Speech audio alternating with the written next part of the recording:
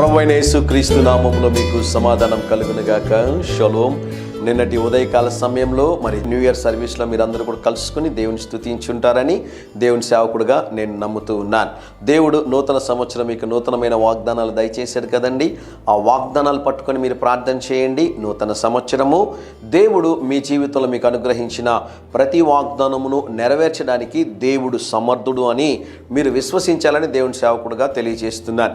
దేవుడు చెప్పిన ఏ మాట కూడా నిరర్ధకము కానేరదు అని ఈ ఉదయకాల సమయంలో మరొకసారి మీకు నొక్కి ఒక్కానించి చెప్పడానికి దేవుడు చూపిన కృప కొరకై దేవునికి వందనాలు చెల్లిస్తున్నాను. కారణం ఏంటి అంటే, వాగ్దానము చేసిన దేవుడు నమ్మదగిన దేవుడు కనుక ఈ సంవత్సరము దేవుడు మీకు ఇచ్చిన ప్రతి వాగ్దానమును దేవుడు నెరవేర్చునుగాక. అయితే మీరేం చేయాలి తెలుసా ప్రియులారా?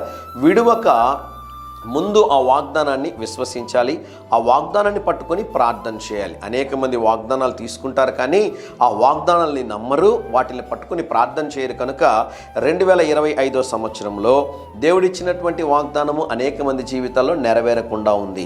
అయితే దేవుడు ఈ సంవత్సరం మీకు ఇచ్చిన ప్రతి వాగ్దానమును, ఇంతకు ముందు సంవత్సరంలో దేవుడు మీకు ఇచ్చిన వాగ్దానములన్నింటినీ కూడా నెరవేర్చడానికి దేవుడు సమర్థుడు కనుక వాటన్నిటినీ మీరు పట్టుకొని ప్రార్థన చేయవలసిందిగా దేవుని సేవకుడుగా మీకు మనవి చేస్తున్నాను.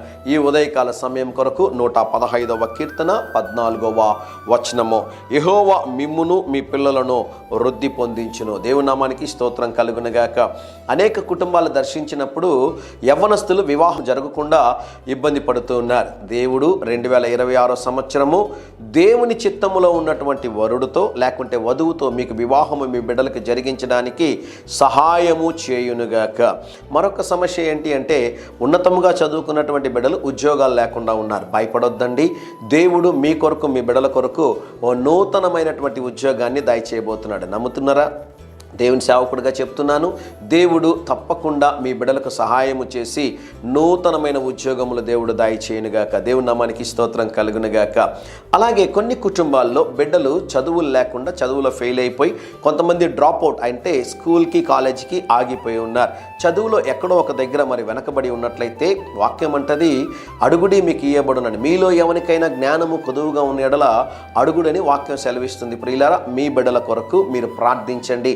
దేవుడు జ్ఞానాన్ని దయచేస్తాడు, దేవుడు తెలివిని ఇస్తాడు. మీకు తెలుసు కదండి, థామస్ ఆల్వా ఎడిసన్ ఎటువంటి జ్ఞానం లేదు, తెలివి లేదని టీచర్ చెప్పినా ఆ మాటలు నమ్మకుండా తల్లి విశ్వాసంతో ప్రార్థన చేయడం ద్వారా ఈ ప్రపంచాన్ని వెలిగించేటటువంటి గొప్ప సైంటిస్ట్గా దేవుడు థామస్ ఆల్వా ఎడిసన్ని ఆశీర్వదించి లేవనెత్తాడు. మీ బిడ్డల్ని కూడా దేవుడు అలాగే లేవనెత్తాడు. కనుక ఈ మాటలన్నింటినీ జ్ఞాపకం చేసుకుని ఉదయకాల సమయంలో మీ బిడ్డల కొరకు ప్రార్థన చేయండి. దేవుడు మిమ్మును, మీ బిడ్డలను, మీ కుటుంబమును ఈ సంవత్సరము వృద్ధి పొందించి మిమ్మల్ని ఆశీర్వదించి అభివృద్ధి పరచునుగాక. ధైర్యంగా ఈ దినాన్ని ఎదుర్కోండి.